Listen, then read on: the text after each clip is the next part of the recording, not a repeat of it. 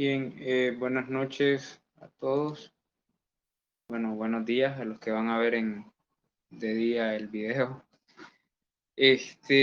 Bueno, acá en esta sesión lo que queremos abordar es lo que corresponde a las insuficiencias que se dan a nivel de las glándulas accesorias del sistema digestivo. Este es el último tema, digámoslo así, que corresponde a la fisiopatología del aparato digestivo. El aparato digestivo de dos, eh, consta de dos glándulas principales que son las encargadas, digámoslo así,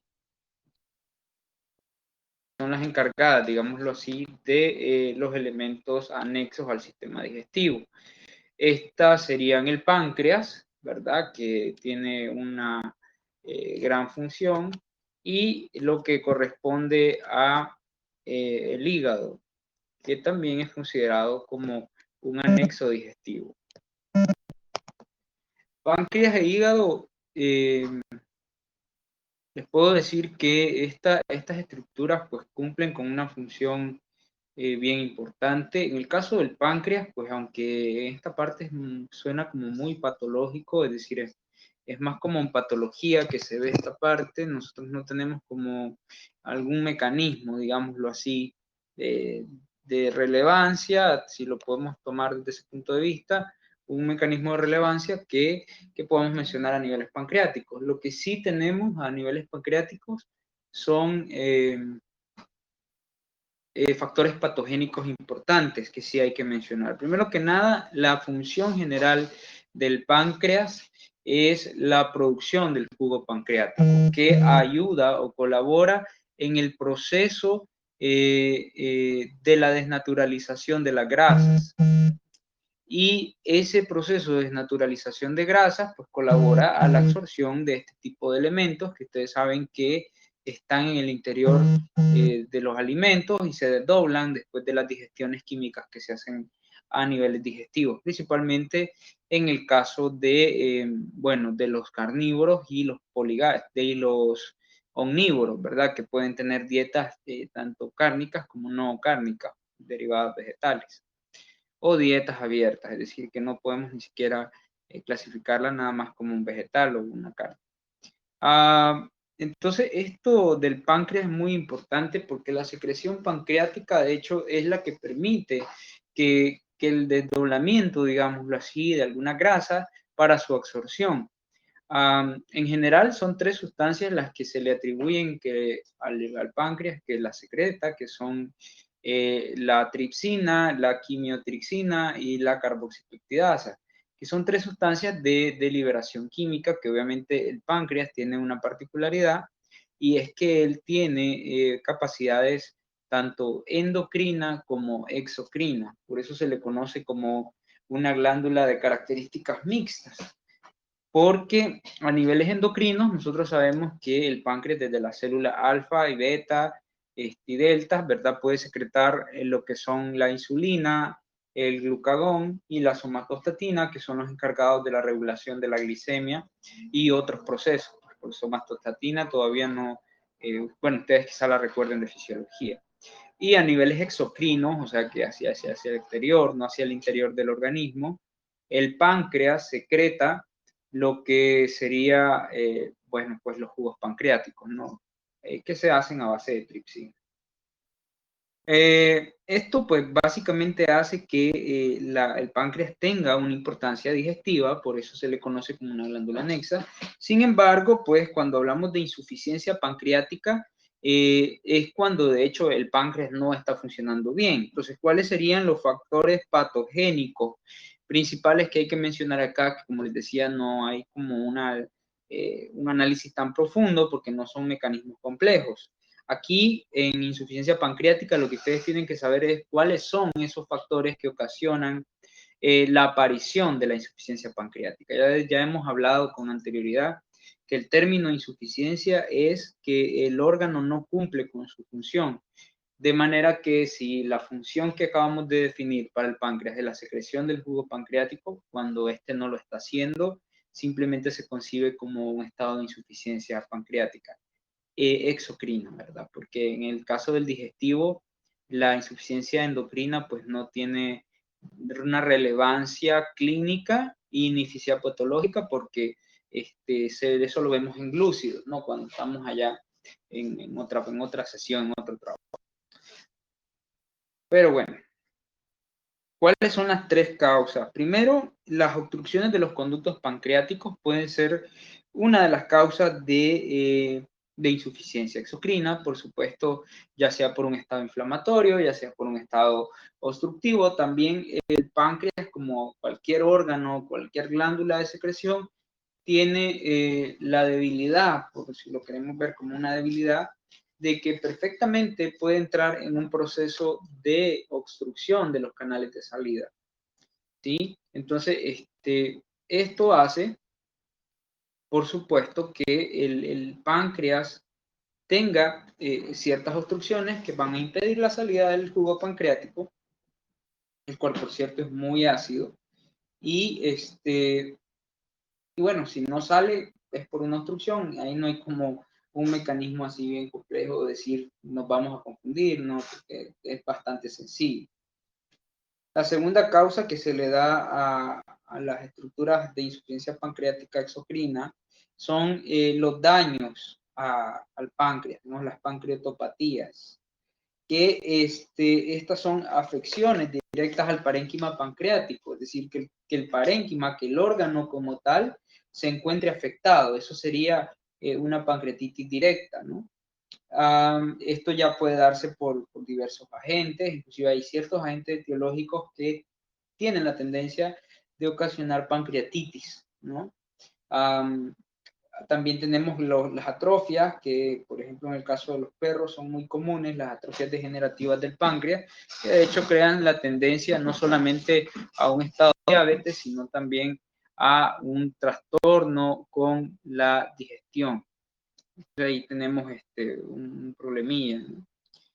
Acuérdense que todo lo que viene del páncreas tiene la capacidad, ¿no?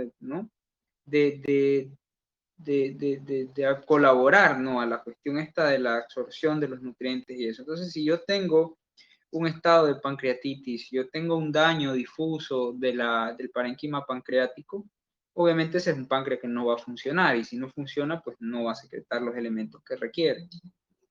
Y la última, que puede ser muy común, principalmente en los animales que no poseen una dieta balanceada, es las carencias de proteínas. Esto, pues, al haber carencia de proteínas, repercute en lo que sería la carencia de enzimas. Como el páncreas funciona con enzimas, recuerden que tiene características enzimáticas muy buenas, principalmente porque el páncreas utiliza enzimas, ¿verdad?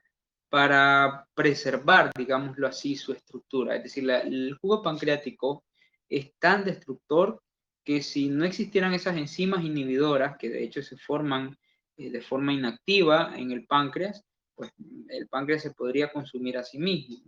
Creo que en el libro ustedes tienen ahí bien definido los mecanismos principales para que, por lo medio del cual el páncreas evita que se haga una autodigestión, o sea, que sus propios jugos pancreáticos terminen por consumirlo a él. Bueno, y en el caso de las proteínas, pues ustedes imaginarán, pues todo lo que viene de metabolismo, cuando hablamos de esta parte, estamos en digestivo, pero ya ahora que ya vimos metabolismo, pues ahí tenemos las deficiencias en la ingestión de proteínas, las enfermedades que cursan con trastornos proteicos, principalmente las enfermedades que cursan con mucha fiebre, tienen una tendencia a ocasionar las pérdidas de proteínas, ya sea por la orina, o bien por la desnaturalización de las mismas para la compensación de la enfermedad. ¿Qué sucede si el páncreas deja de funcionar? Pues primero hay una mala digestión. Si hay mala digestión, hay mala absorción. Y pues también se van a ver trastornos a niveles vitamínicos, ¿verdad? Porque el páncreas no solo es que dobla grasa, sino que también ayuda o colabora al proceso digestivo intraluminal que se hace en los intestinos. Entonces, cuando hablamos de insuficiencia pancreática, siempre vamos a referir estas tres causas, ¿no? Obstrucciones de los canales pancreáticos, daños del órgano, del páncreas directo, daños directos, o bien carencias proteínicas que van a repercutir en la elaboración de las enzimas de degradación que el páncreas utiliza para generar la digestión de los alimentos. Entonces, esas son las tres causas principales, digámoslo, por las cuales el páncreas va a fallar. A diferencia del hígado, el páncreas, pues no hay más que decir de él, más que esas tres cosillas, y de ahí nos queda pues analizar nada más cuáles podrían ser las posibles más causas que se puedan presentar de pronto con esto del páncreas, ¿no? Porque también es como, es como bien complicado pues hacer algo grande del páncreas porque no hay otro mecanismo que sea adición.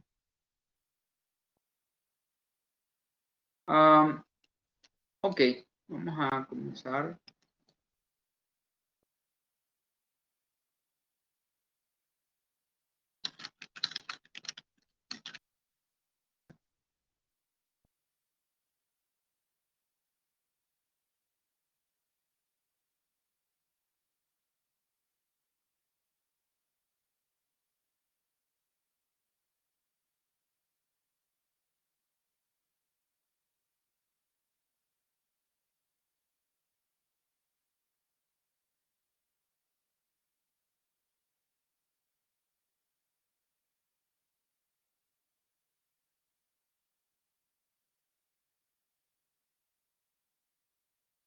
Bien, el hígado es un órgano noble, ese es el término que utilizan para referirse al hígado por la gran cantidad de cosas que al pobre hígado le toca procesar.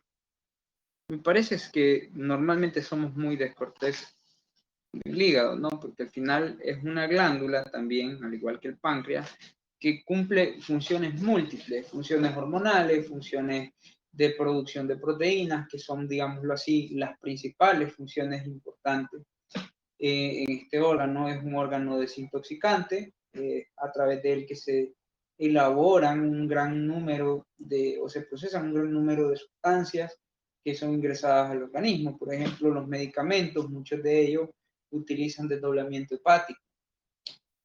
El hígado, pues, es un órgano hueco, perdón, compacto, que tiene particularmente una característica, y es que él tiene una vía portal bien particular.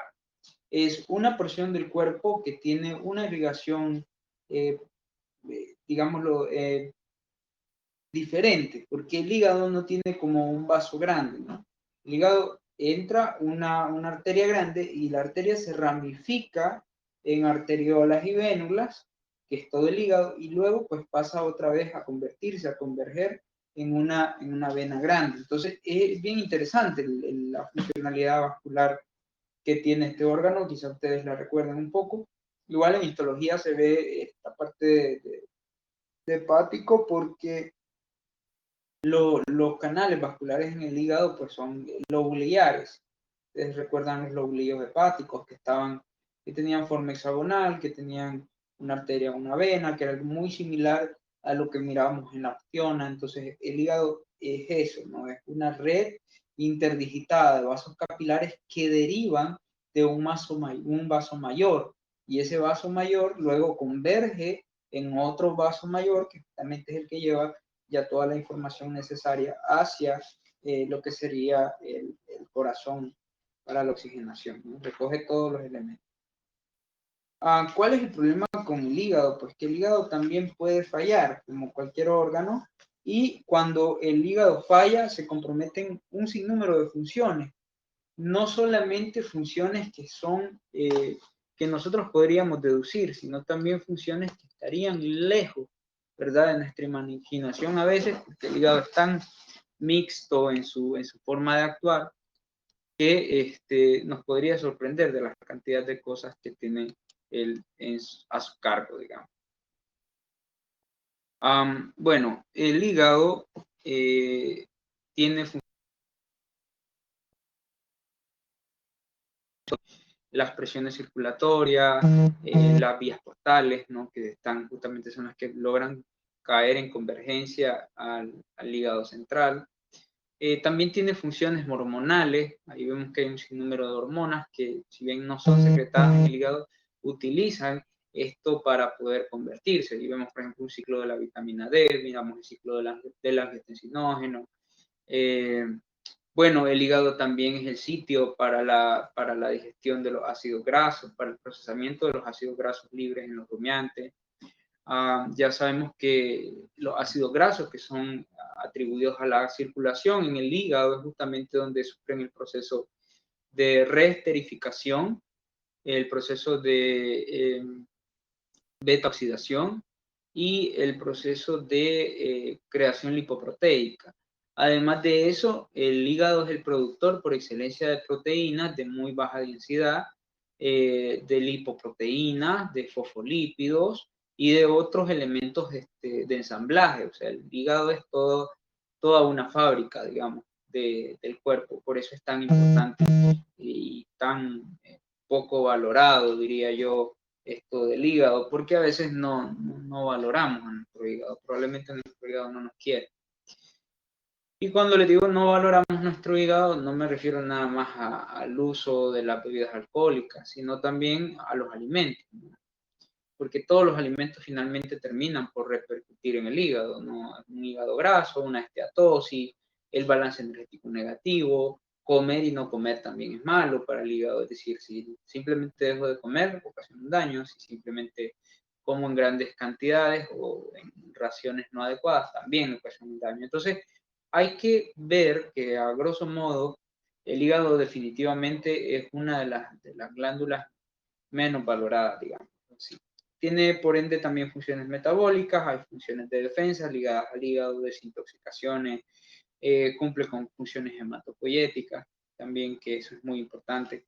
Y además de eso, pues es una glándula, pues es papá, mamá y todo a la misma vez el hígado. Entonces, le toca hacer de todo. Ahora, ¿a qué se le conoce entonces como insuficiencia hepática? ¿En qué momento se concibe una insuficiencia hepática? Por la gran cantidad de funciones que tiene. No es como en el caso del páncreas, que dijimos que la función principal del páncreas exocrino es la secreción del jugo pancreático. Entonces, obviamente, si deja de producirse o secretarse jugo pancreático, podríamos calificar al páncreas en estado de insuficiencia. El hígado es distinto. ¿Por qué? Porque como él tiene gran cantidad, digámoslo así, tiene gran cantidad de funciones, no podemos como establecer una en particular que sea la causante, es decir, que sea la mala. ¿Sí me voy a entender? Cierto. Entonces, si ustedes toman al hígado, ¿verdad?, en todas sus funciones, nunca un hígado va a fallar en todo. Siempre va a haber una función específica donde va a fallar más que en la otra. Y esa función específica es justamente la que ustedes tienen que analizar o pensar en qué momento esa función va a generar un problema.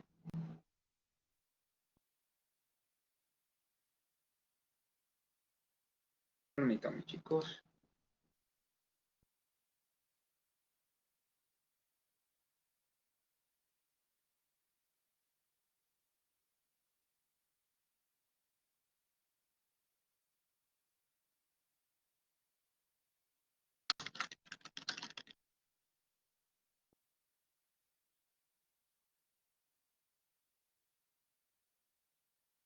Ok, esto que tenemos acá es un esquema de las grandes probables salidas, digámoslo así, que hay en cuanto al hígado. Y obviamente, al ser una glándula tan grande, tan mixta, tan rica en actividades, cuando las insuficiencias hepáticas se van a clasificar en dependencia del tipo, es decir, si por ejemplo el hígado está fallando, digámoslo así, en las funciones circulatorias, pues sería una insuficiencia hepática de tipo circulatoria. Si el hígado estaría fallando, digámoslo, en la función del desdoblamiento proteico, pues entonces sería una insuficiencia vera, que es verdadera, propia de la estructura daño que puede existir en el parénquima hepático. Entonces, pero si vemos de manera más holística todo lo que pasa en el hígado cuando hay un estado de insuficiencia, podríamos darnos cuenta que se afectan muchísimas funciones. Bueno, acá están marcados los trastornos que son exclusivamente metabólicos, es decir, aquellos que comprometen elementos metabólicos como las proteínas, los glúcidos, ¿verdad? Y bueno, también los lípidos, que son el trío dinámico que nosotros lo vemos siempre, ¿no? También dentro del trastorno metabólico están las alteraciones del equilibrio hídrico y mineral, en los cuales el hígado también puede tener una influencia muy importante. Y vamos a ver que, de hecho, de las alteraciones hídricas se deriva uno de los grandes signos, digámoslo así, que más se le atribuyen al hígado, que son los edemas, ¿no?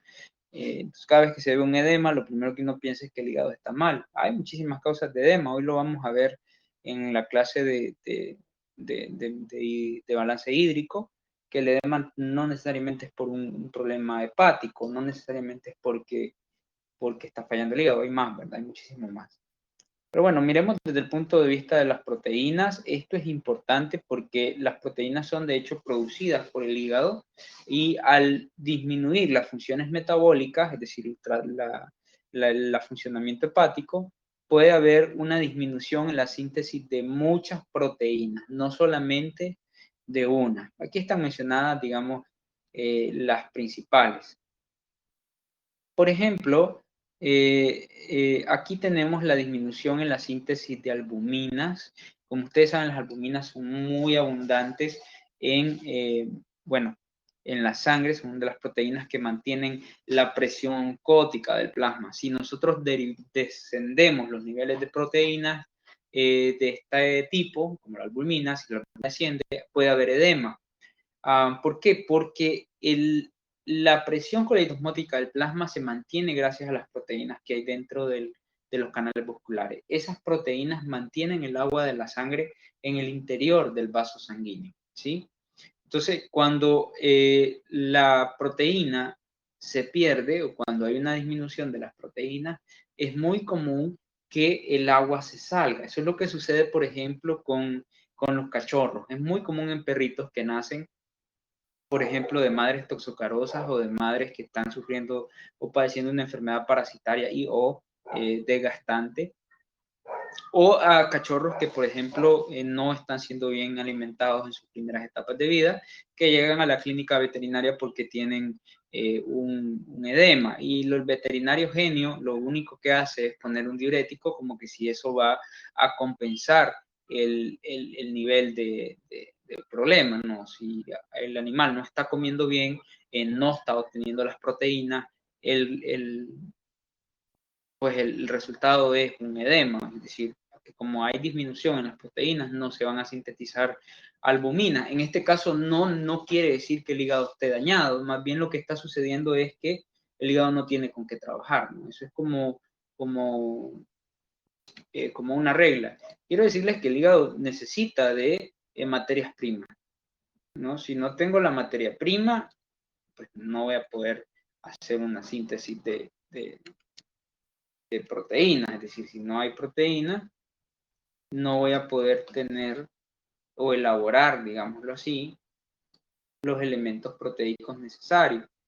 Y ahí es donde sucede pues, que el hígado en esos animales que están desnutridos, la desnutrición, puede ocasionar también estados de edema. Pero en este caso es porque el hígado no funciona. A pesar de que está la materia prima, él no sintetiza la albumina. Entonces hay un estado de hipoalbuminemia, que es una disminución de la albumina por debajo de los niveles necesarios. Y hay un estado que se conoce como hiponquía, que no es más que la disminución de la presión oncótica, ¿no? Lo mismo que hablamos de los compartimentos líquidos. Y al haber hiponquía, por supuesto que hay edema, porque como la proteína que mantiene el plasma adentro no está, ¿verdad? Lo más importante que sucede acá es que el elemento se salga, ¿no? Se sale todo el plasma. Ahora, las relaciones globulino-albumina se comienzan a disminuir y aumenta lo que se conoce como velocidad de sedimentación eritrocítica. También esto puede suceder en estados inflamatorios. De hecho, el BSG, que es el volumen de sedimentación, es un examen que no se utiliza mucho en veterinaria, por lo menos no en Nicaragua por alguna razón, pero sí en medicina humana es muy utilizado cuando se sospecha de un proceso infeccioso o de un daño a los tejidos del cuerpo. Se mide los niveles de sedimentación para determinar si hay o no en alguna parte del cuerpo un daño a algún tejido. Otro de los grandes problemas que sucede cuando el hígado se encuentra dañado es que disminuye la síntesis de los factores de coagulación. Esto hace que se ocasione, bueno, pues alteraciones en la coagulación, que no tendría yo que explicarlas, que son ya diátesis hemorrágicas, imagínense, ¿no? Las salidas o los daños de los niveles sanguíneos por la deficiencia en los factores de coagulación. Ahí tenemos, por ejemplo, la hipofibrinogenemia, que es la disminución del fibrinógeno basal, la hipoprotrombinemia, que es la disminución de la protrombina, que son factores de coagulación, y así sucesivamente, hipo para todos los factores de coagulación que ya probablemente ustedes recuerdan de fisiología. También el hígado, al estar insuficiente, puede ocasionar una disminución en la síntesis de las proteínas específicas. Ahí se mencionan las apoproteínas que el otro día mencionábamos, que son muy importantes como precursoras de proteínas de transporte. Las apoproteínas también animan al movimiento de los ácidos grasos. Si no tengo apoproteínas, es muy probable que pueda sufrir un proceso de acumulación de grasas en los tejidos. Bueno, una de las cosas que sucede cuando el hígado no está funcionando bien es la desaminación de los aminoácidos.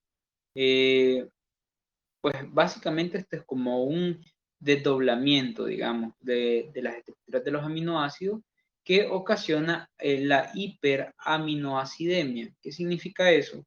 Bueno, desdoblo los aminoácidos hepáticos, los envío, los arrojo al torrente sanguíneo y después ese torrente sanguíneo, recuerden que siempre la sangre es un microfiltrado en la orina, el que se hace de todo el plasma, pues como hay muchísimos aminoácidos, se comienzan a eliminar a través de la orina y se entra en un estado de aminoaciduria. El estado de aminoaciduria, por supuesto, es porque hay muchos más aminoácidos eliminados que los que se pueden reabsorber, porque muchos de ellos pues, son reabsorbidos en los túbulos contorneados proximales principalmente.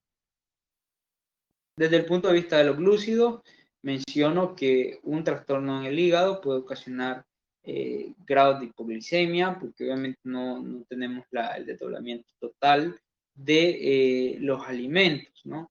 Si hay una hipoglicemia, ya sabemos que ese paciente, pues hasta puede ser que a niveles digestivos no se están desdoblando bien los nutrientes que se están queriendo aprovechar, digamos así.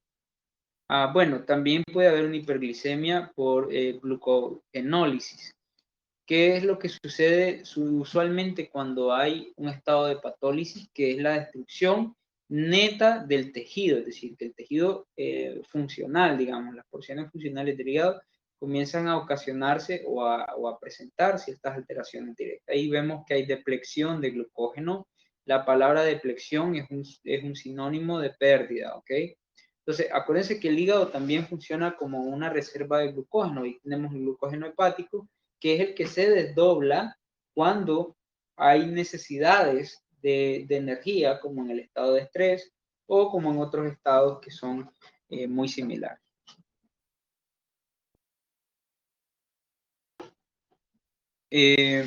Ahí también se puede mencionar la disminución del hígado para la síntesis, para el metabolismo, perdón, del lactato. Es decir, que el hígado no va a desdoblar bien al ácido láctico y el ácido láctico se va a acumular. La hiperlactacidemia es un problema grande. ¿Por qué? ¿Qué ocasiona la hiperlactacidemia? Que es el aumento del ácido láctico. Bueno, hasta ahora estoy viendo la pregunta de Claudia, la voy a responder. Profe, esa pregunta fue al comienzo, cuando estaba hablando de las causas principales, de cuál es el páncreas falla. Eso era el comienzo. Ok, ya vamos a responderla así, porque Okay. es muy importante. Claudia, ¿qué sucede cuando tengo un ácido en abundancia en la sangre? Un ácido, como el ácido láctico.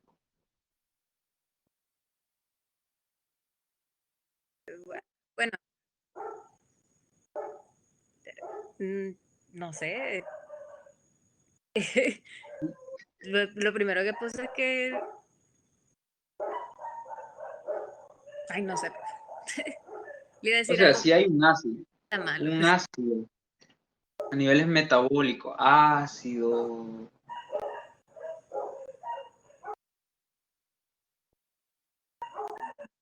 Ay, profe, mis perros ladrando. Es que Ah, estoy pensando como, ¿qué era la palabra? Hiperuricemia, algo así. hiperlactacidemia, que es el aumento del ácido láctico en la sangre. ¿Qué ocasiona tener un ácido en la sangre? En grandes cantidades, obviamente,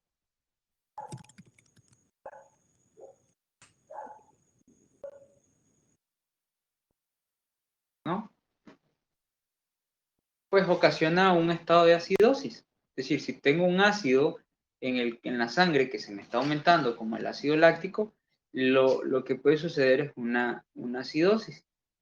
Bueno, Claudia preguntaba de la pancreatitis crónica. El término crónico se refiere a la perpetuación de una patología por un tiempo, digámoslo, no definido. Si lo decimos no definido, que no quiero que interpreten eso como, hola, es que no quiero que se interprete eso como que cuando digo no definido es como que siempre o hasta que Dios se lo lleve. No es así, sino que el término crónico puede decir que es mucho tiempo, durante mucho tiempo. Patologías que ocasionan que el páncreas sea insuficiente por tiempos parciales o sea parcialmente insuficiente, es decir, que no cumpla en totalidad su función. Entonces eso pues va a tener restricciones para el paciente. Si el paciente tiene una pancreatitis crónica, quiere decir que va a sufrir una inflamación que ya tiene mucho tiempo de estar, que debe de tener un origen patológico. Hay que determinar qué es ese origen patológico, por qué está inflamado ese páncreas y cómo se va a tratar, porque una inflamación prolongada por, digamos, 3 meses va a ocasionar muchísimo dolor, principalmente en los animales y el hombre. Y además del dolor, que es lo principal, también la disfunción pancreática va a ser bastante alta, porque acuérdense que el páncreas no va solamente a fallar a niveles endocrinos. Si hay una pancreatitis, muy probablemente también a niveles endocrinos y exocrinos pueda verse manifestado. Podrían haber diabetes, por ejemplo, podrían haber trastornos de la regulación de la glicemia, no necesariamente un trastorno diabético, y pues se incumple totalmente con la función pancreática. Entonces el término pancreatitis crónica es una inflamación a lo largo, digámoslo, del tiempo. Es decir, es una inflamación en un periodo bastante largo que obviamente pues repercute en la aparición de ciertos signos y de daños, por supuesto, en el hígado. Gracias, profe. Claro que sí. Bien, entonces aquí tenemos trastornos circulatorios también, ahí tenemos un estado de hipertensión portal. Esto es importante porque la hipertensión portal puede suceder bueno, primero que nada, la hipertensión es un aumento de las presiones arteriales a nivel de la porta hepática, que es la derivación vascular más grande que tenemos a niveles viscerales. Esto hace que aumente la presión hidrostática esplácnica y pues, obviamente ahí ocasionar ascitis y favorecer estados de edema, ¿no? La ascitis ya es la acumulación de agua a niveles de la cavidad abdominal, porque la presión esplácnica, es decir, de todos los órganos, está aumentada porque la hipertensión portal se ocasiona desde el hígado, ¿no? Tiene un origen hepático. Ahí se menciona también, bueno, en lípidos, algo importante aquí es la probable favorecer, probable que va a tener la insuficiencia hepática en por la esteatosis, el aumento de lípidos bajo la movilización de trastornos metabólicos, o bien el desdoblamiento de lípidos que va a ocasionar cetogénesis, catabolismo proteico, y van a disminuir los estados de vitaminas, los depósitos de vitaminas liposolubles que también pueden estar ahí presentes en el hígado.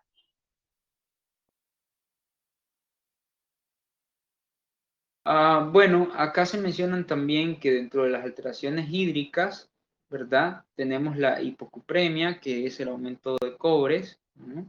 Tenemos las alteraciones en la fijación de hierro. Esto es importante porque el hierro pierde, si el hígado no está funcionando bien, es el fijador de hierro por excelencia.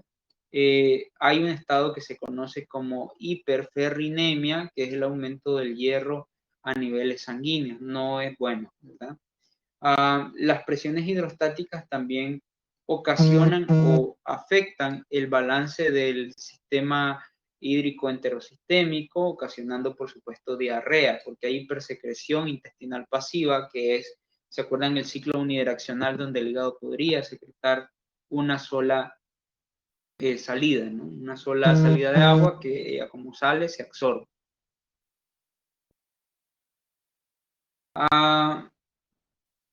Una cosa que es importante mencionar por el paciente patópata es la probable aparición de la hepatoencefalopatía o el coma hepático. Es muy similar o está muy vinculado al coma diabético, ¿verdad? Si ustedes se fijan, acá tenemos el estado de hipoglicemia que está intercalado en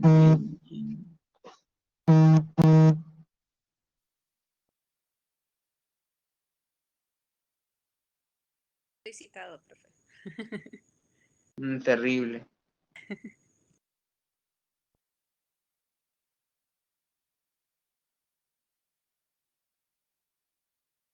Ok. Entonces, el coma hepático es una probabilidad en una insuficiencia hepática. Viene o nace de la probabilidad de la producción de hiperamoniemia, que es las acumulaciones de amonio, que es muy dañino, por cierto, que va directo al cerebro y ocasiona la encefalopatía y bien el coma hepático. Y estas son alteraciones en la función desintoxicante. Como el hígado no va a poder desdoblar estos elementos, pues obviamente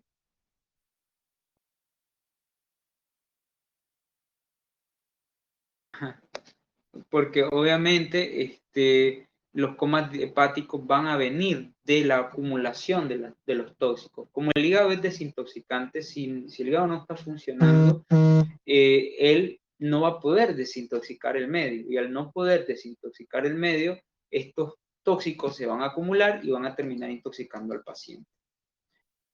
Bueno, este es uno de los grandes problemas que existe a niveles hepáticos. Antes de hablar de lo que es la hipertensión portal, me gustaría mencionar cuáles son los tipos de insuficiencia hepática que hay. Acá se mencionan tres, que son, digámoslo así, los tres tipos de insuficiencia que pueden presentarse. Utilizamos este elemento, que es un esquema, para poder definirlas. Ok, los tres tipos que hay son insuficiencias que son de tipo circulatoria, hepáticas por alteraciones circulatorias. Aquí vemos, si ustedes se fijan, vamos a poner el lápiz, si ustedes se fijan, aquí vienen todas las irrigaciones de todos los órganos. Aquí tenemos estómago, intestino, vaso, y todo efectivamente pasa por la vena porta.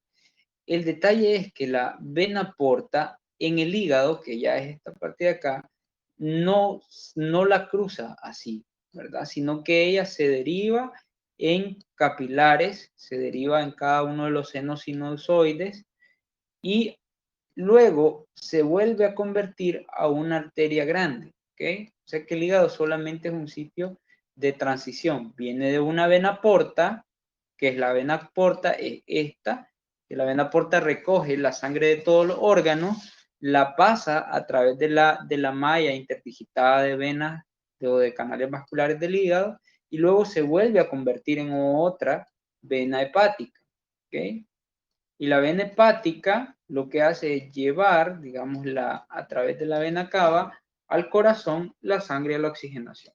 Entonces, si el hígado no está filtrando bien o no está desintoxicando bien, la sangre que está saliendo del hígado, que es como un filtro, va a seguir siendo sangre con tóxicos, ¿verdad? Sangre con sustancias tóxicas. Y eso va a intoxicar y puede ocasionar el coma hepático o la encefalopatía hepática. Se menciona insuficiencia, 3 tipos de insuficiencia. La circulatoria, que es la que acabamos de ver, que va a depender de los niveles de presión aquí. De hecho, en la insuficiencia hepática de este tipo, es decir, de la circulatoria, ahí se mete lo que son los trastornos circulatorios generales, los trastornos en la circulación portal, que la hipertensión portal y todo eso que aquí está en este gráfico. Y también podemos mencionar de la insuficiencia hepática circulatoria, los trastornos circulatorios propiamente intrahepáticos. Es decir, cuando hablamos de trastornos circulatorios, no solamente nos referimos al todo, ¿no? Si pueden ser por separado, pueden ser trastornos aquí en la vena porta, pueden ser trastornos aquí en los sinusoides hepáticos, o bien pueden ser trastornos en la vena hepática, que es la que sale e interconecta con el elemento general de la vena cava. Profe, una ¿Sí? pregunta. Digamos, si son enfermedades hereditarias, como la enfermedad de Wilson o ¿cómo era? Hemocromatosis, creo que también, se consideraría como que fueran tipos de insuficiencia igual. Sí, es que el término insuficiencia, ¿verdad?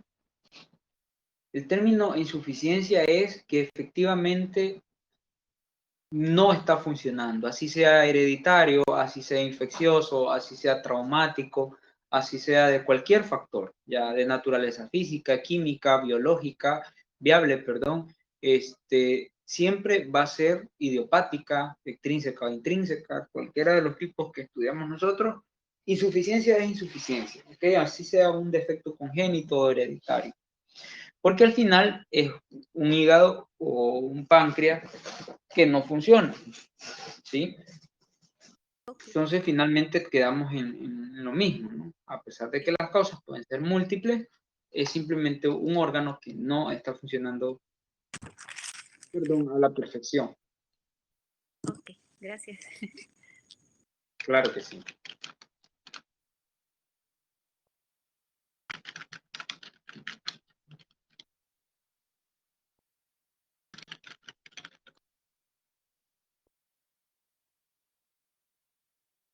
Ok, entonces les decía que en el caso de esta primera insuficiencia, les dije que habían 3, son las insuficiencias por alteraciones circulatorias, las insuficiencias por daños directos al parénquima, que es digamos, que es la verdadera, por decirlo así. Y tenemos la insuficiencia colangiogénica, que eso es después del hígado. Si ustedes se fijan, entonces tenemos circulatoria, las que están comprometiendo los canales circulatorios, ya sean portales, sinusoidales, que son de adentro, o hepáticos, vena hepática, que es la salida, o sea, lo que tiene que ver con la sangre. 2, insuficiencias parenquimatosas se refiere a que la célula que compone al hígado se dañe, ¿ok? Así la circulación esté bien, si las células se comienzan a dañar, se comienzan a perder porciones, digámoslo así, de hígado efectivo. También tenemos la insuficiencia colangiogénica. Recuerden que en el caso del hígado, él converge también a la producción de la bilis, ¿verdad? Todos los desechos del hígado se reservan aquí, en esto que es la vesícula biliar, y la vesícula biliar vierte su bilis a través del conducto colédoco hacia el exterior por el intestino, ¿sí? Esta sí tiene función de desdoblar grasas directamente, ¿no? La bilis lo que hace es, además de darle coloración a la S, en el caso del hombre, ¿verdad? También la bilis desdobla grasas fuertemente, más que el páncreas, ¿no? El páncreas tiene función digestiva general, que obviamente también colabora, pero no como es. Bueno, algunos nos van a quitar la vesícula, a otros quizá ya se las quitaron. Hay algunos animales que no tienen, por ejemplo el caballo carece de vesícula biliar. Él vierte directamente del hígado las sustancias de desecho hacia el intestino.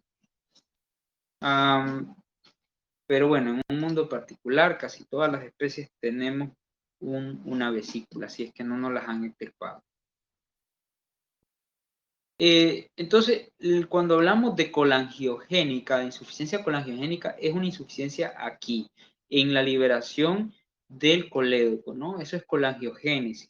Igual en las ictericias me imagino que ustedes leyeron ese término de colangiógeno, que tiene que ver, de hecho, con la salida de la bilis, ¿no?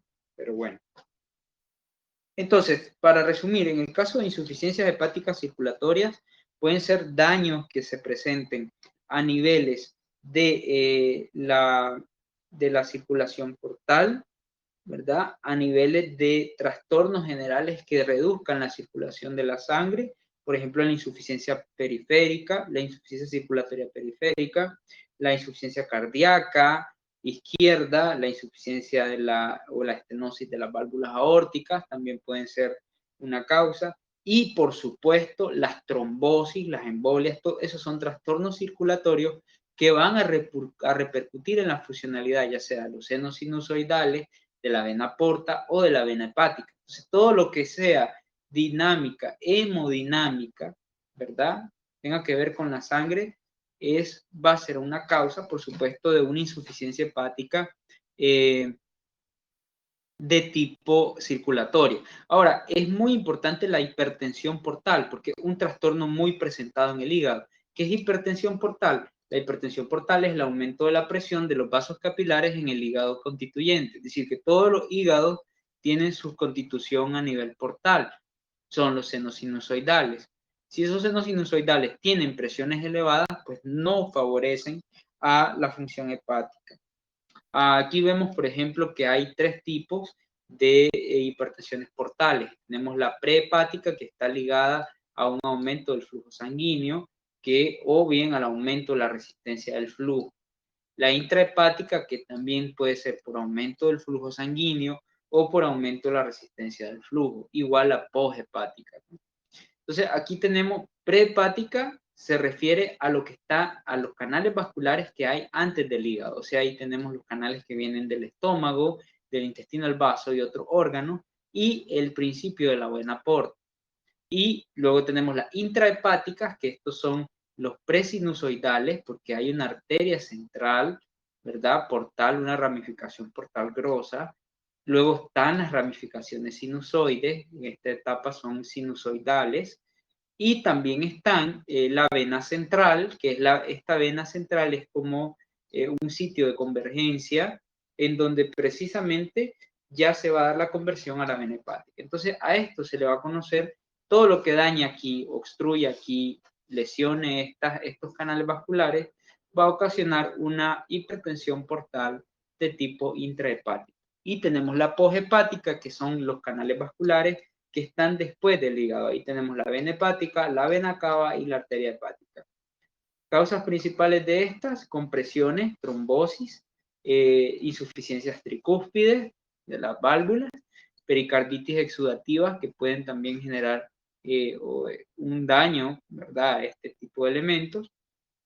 En el caso del hígado, las intrahepáticas, toda alteración hepática va a ocasionar hipertensión del hígado, ¿ok? Ahí se mencionan hepatocelulares, se refiere al daño en el parénquima, que va a repercutir precisamente en la aparición de daños en los sinusoides.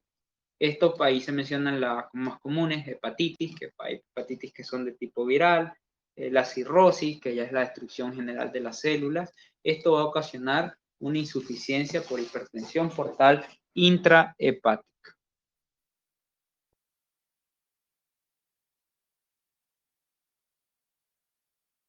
Y luego tenemos las prehepáticas, que están ligadas a los la sangre que está antes de que llegue al hígado, las vasodilataciones, ¿verdad? Que se dan a niveles de los órganos, que esto tiene origen, por ejemplo, la disminución de la respuesta a la vasoconstricción, que hay de pronto algunos elementos que, como los órganos, que pueden liberarse de ese mandato de la norepinefrina, la vasopresina o todos los vasopresores que existen. Tenemos la influencia, por ejemplo, del glucagón y la prostaciclina, principalmente el glucagón, que puede disminuir la respuesta vascular a vasoconstrictores. ¿Qué sucede si hay hipertensión portal? Es decir, si la presión del hígado está muy alta. Aquí tenemos, por ejemplo, lo mismo. Estos son los órganos, las estructuras portales. Ahí tenemos la vena cava, que ya es la salida, la vena hepática, ¿verdad? Que ya son las salidas. Aquí tenemos el amonio, ¿verdad? Y la hiperamoniemia, la hiperazoemia, que puede repercutir en la encefalopatía hepática, que ya habíamos mencionado en el primer elemento. O igual cualquier sustancia tóxica que no se digiera bien en el hígado ocasionar eso. Si hay hipertensión portal, muy probablemente también exista una encefalopatía hepática y un coma hepático. Además que una de las manifestaciones plenas son la citis, el aumento de las aguas en la cavidad abdominal.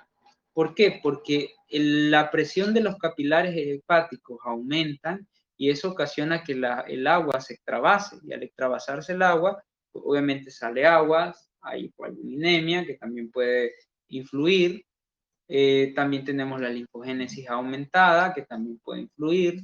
Y bueno, esto va a originar un estado de hiperaldosteronismo secundario por retención renal hidrosalina. También pueden haber trastornos digestivos, por eso es que el aparato digestivo es un espejo proyector de las necesidades del hígado, y ahí vemos que se puede llegar hasta un estado de diarrea, mala absorción, hipersecreción pasiva intestinal por las aguas que se están perdiendo. Puede haber vómito por un daño hepático, vómito reflejo, ¿verdad? Por eso cuando las personas tienen trastornos a niveles de la vesícula, por ejemplo, o a niveles hepáticos, mucha signología de las enfermedades hepáticas, o por lo menos que son agentes hepatotrópicos, son causantes de un vómito de tipo reflejo o central.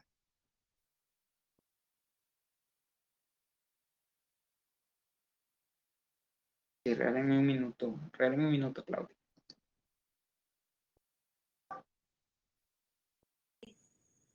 Bien, una de las grandes manifestaciones que existe en los daños hepáticos son precisamente algo que conocemos como ictericia.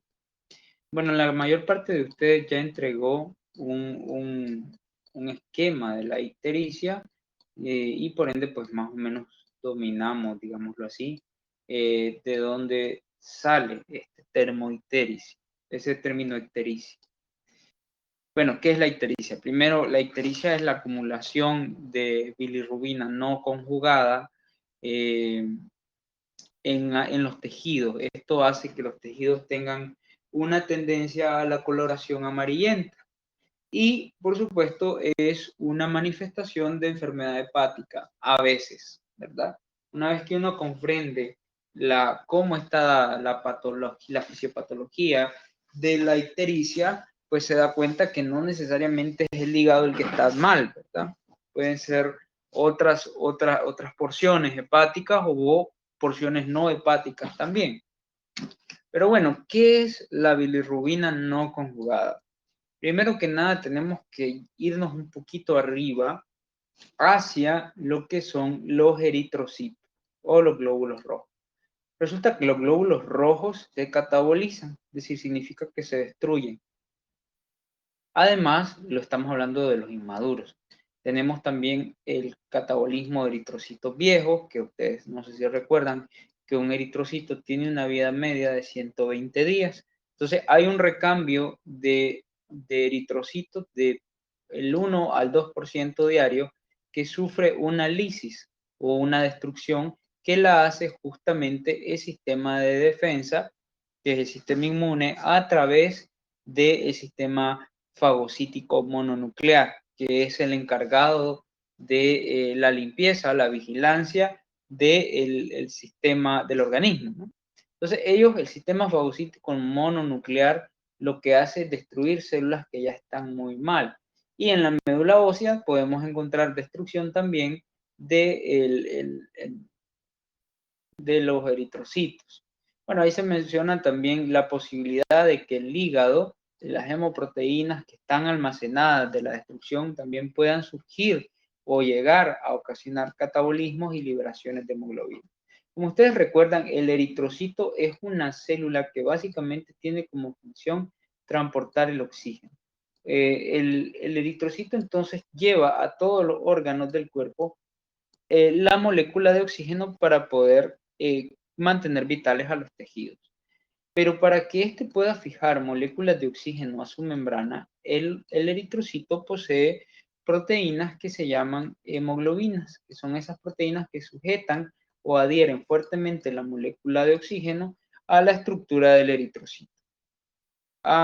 ¿Qué es lo que sucede con algunos eritrocitos? Bueno, en algún momento de su vida los eritrocitos mueren, es decir, se van a una mejor vida, y esto ocasiona que se libere la hemoglobina, ¿no?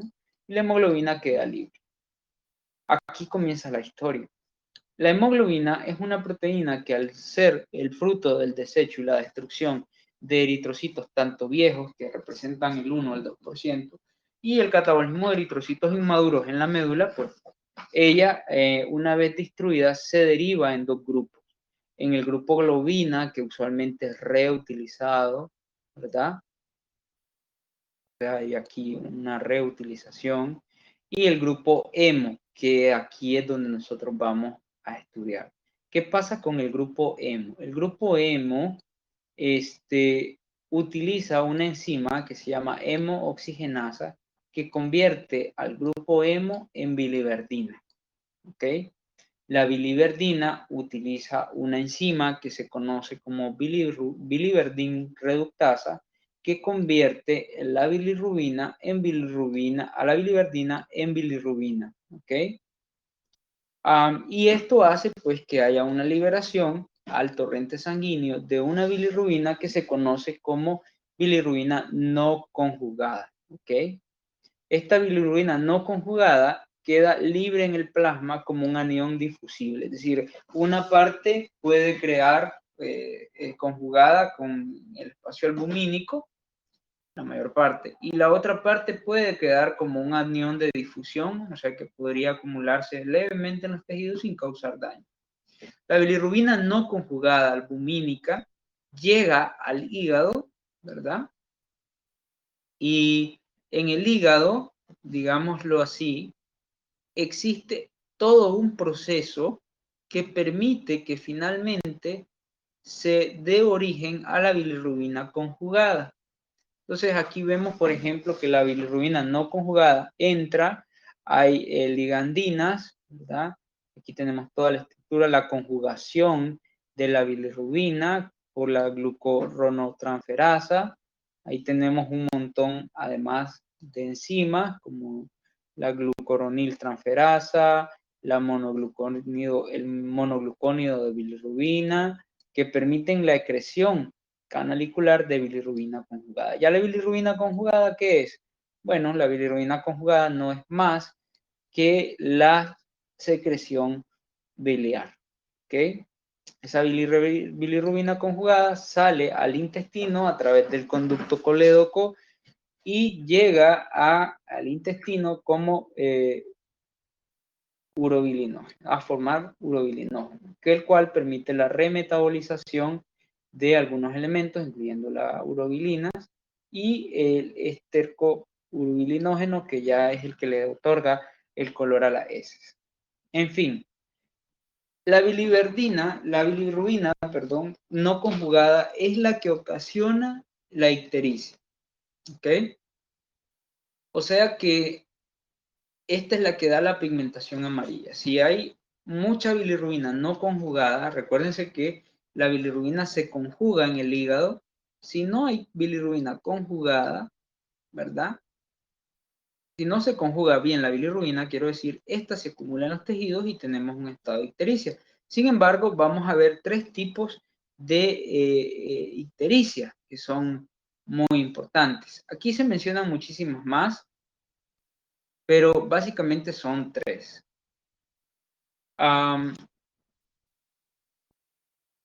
La ictericia por hiperproducción de bilirrubina libre, o sea, que se está produciendo demasiada bilirrubina libre, y si decíamos que la causa de la producción de la bilirrubina era justamente la destrucción de eritrocitos, todo estado de hemólisis puede causar ictericia. Por eso es que en algunas enfermedades que causan los hemoparásitos, como la babesia, por ejemplo. La babesia es un parásito que entra a un eritrocito, se reproduce, lo destruye y así va, ¿verdad?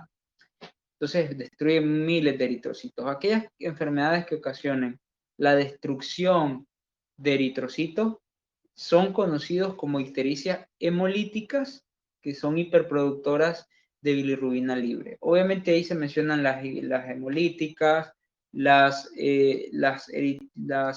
ictericias de hiperbilirrubinemias por cortocircuito, que es una producción de bilirrubina por la hemoproteína de la médula ósea, y las ictericias diseritropoyéticas, ¿verdad? Que están también presentes. En este caso, diseritropoyética se refiere a que hay una destrucción prematura de células rojas, ¿no? O bien que no hay un completo ensamblaje de las células y pues están liberando bilirrubinas no conjugadas pues, por la derivación de la hemoglobina. Entonces, estas son posibles causas de bilirrubina, de ictericia por hiperproducción de bilirrubina libre. No necesariamente están afectando el hígado, ¿sí me entienden? En ictericias hiper, estas podemos también, si a ustedes les gustó, por ejemplo, la de la hipertensión portal, pueden utilizar esa clasificación. Ictericia prehepática o hemolítica. ¿Qué significa? Antes del hígado. El hígado está bien, el colédoco está bien, pero se está produciendo mucha bilirrubina, más de la que se puede conjugar. ¿Ok?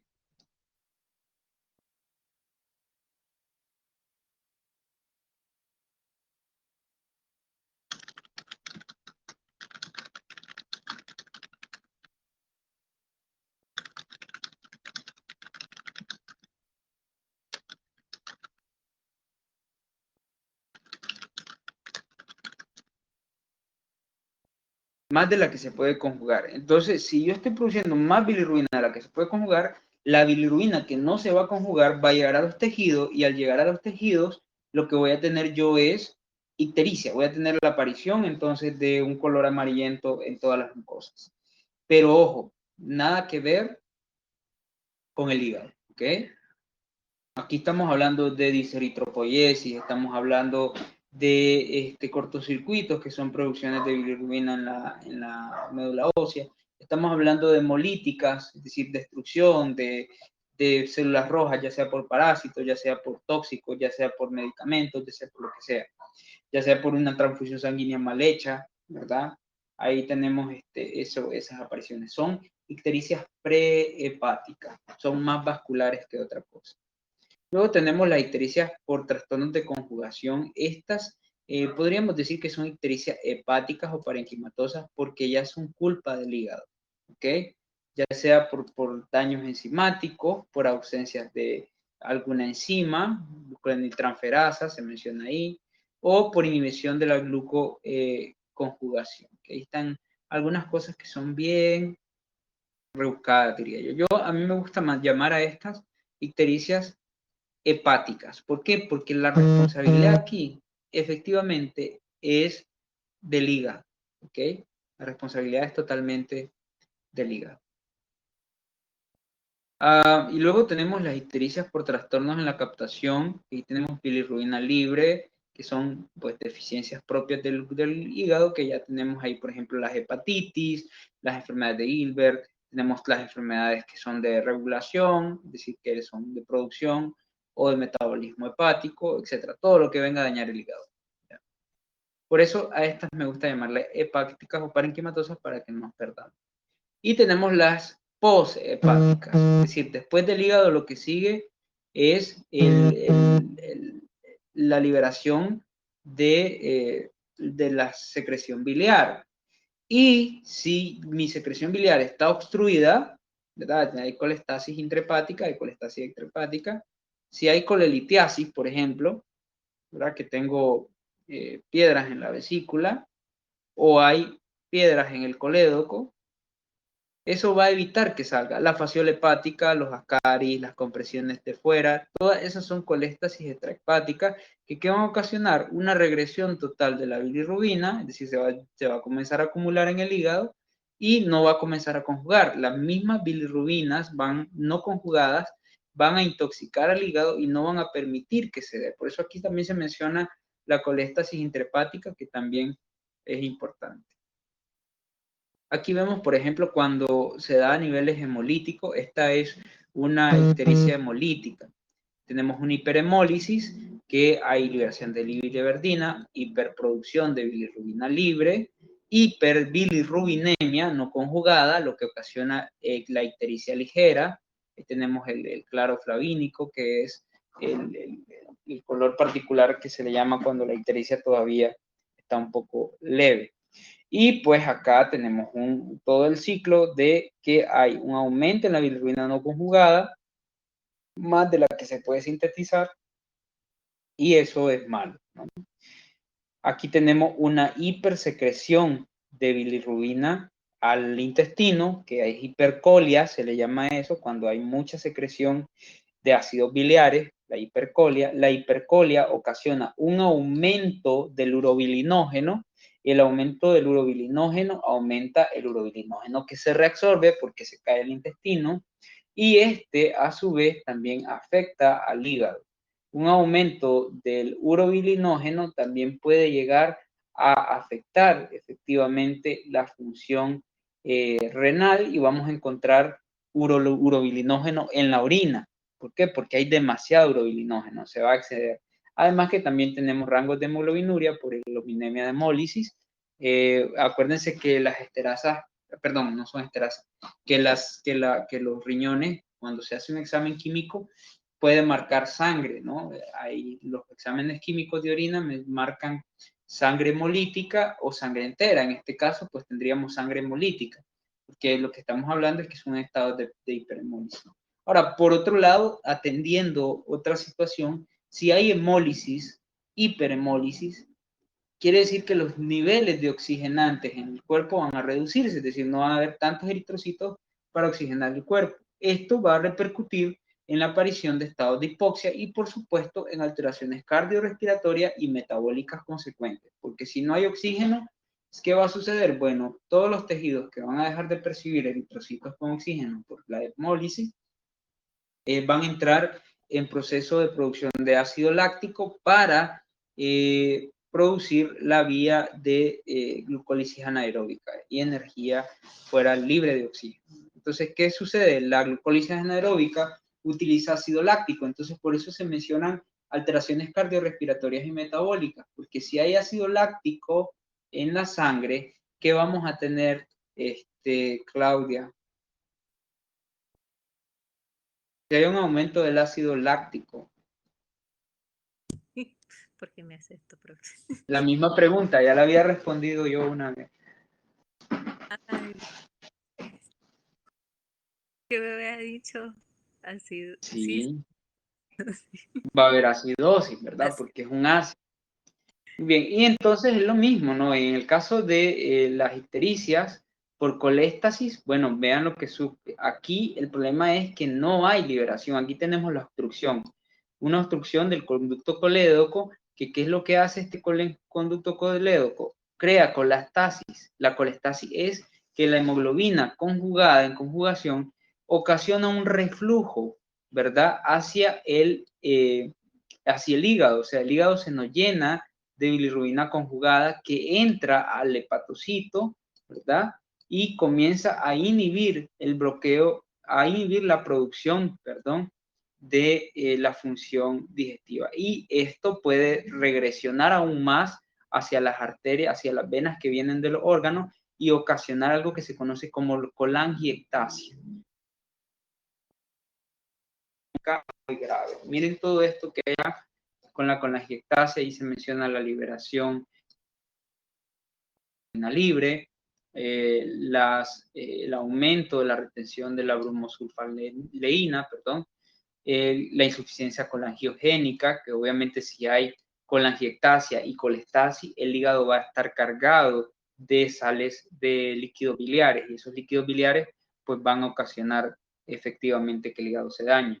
Como no se está liberando nada, porque aquí está bloqueado, va a haber acolia. Allá teníamos hipercolia, aquí tenemos acolia, que es la disminución o la ausencia total de secreción biliar. Esto va a ocasionar una falta en la bilirrubina, ¿verdad?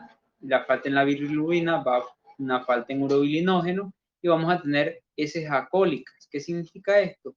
Heces que no van a estar con una tinción bilirrubínica, por un lado, y segundo, puede haber atorrea. ¿Por qué? Porque acuérdense que les decía yo que la vesícula biliar lo que hace es la absorción de las grasas por el desdoblamiento. Entonces, si no se digieren las grasas van a salir a través de las heces. A eso se le llama atorrea. También van a haber trastornos de digestión proteica, por tanto vamos a ver creatorrea, que es proteínas en las heces, y otros defectos vitamínicos que van a afectar de forma grave, por ejemplo el calcio, las deficiencias vitamínicas, ahí se menciona la hipovitaminosis K, que es de hecho una de las principales. Puede haber hipotrombinemia favorecida por la hipovitaminosis, y si hay hipotrombinemia, que es un factor coagulativo, también vamos a tener diátesis o coagulopatías. Igual el riñón va a verse afectado, va a haber bilirrubina en el riñón en gran cantidad, y muy importante, en este caso no va a haber urobilinuria, ¿ok? En el caso pasado, en la hemolítica sí había urobilinuria, aquí no puede haber urobilinuria. ¿Por qué? Pues porque no se está liberando, hay acolia, y acuérdense que si hay acolia, pues no hay bilirrubina, no hay urobilinógeno. Y bueno, en el caso de la producción de la ictericia hepatocelular, esta no es tan compleja. Aquí tenemos, por ejemplo, un ciclo que ustedes lo podrían deducir, que es hipoproteinemia. ¿Por qué? Porque aquí, cuando hablamos de la ictericia hepatocelular o parenquimatosa, como la quieran llamar, nos referimos a que este elemento o la ictericia se está causando por un daño directo al hígado, ¿ok? Entonces, por eso es que vemos todos estos elementos aquí que están pintados: colestasis, que vemos trastornos en la captación, trastornos en la conjugación, que son probablemente los que se vayan a dar en estados como la hepatitis o cualquier otra disfunción parenquimatosa que haya en el hígado. No se va a conjugar, como es incapaz de conjugarlo, todo se va a acumular y vamos a tener pigmentaciones en los tejidos. Bien, espero que este video sea de mucha ayuda. Fueron casi 1 hora, 73 minutos, un poquito más de 1 hora. Entonces, vamos a estar abiertos a cualquier duda que ustedes tengan, ¿verdad? De esto, sé que ya hicieron muchos resúmenes. Esto es nada más para que no se queden solo con eso, sino que tengan herramientas. Gracias, Claudia, por acompañarme. Vamos a migrar a las salas de metabólico para comenzar la grabación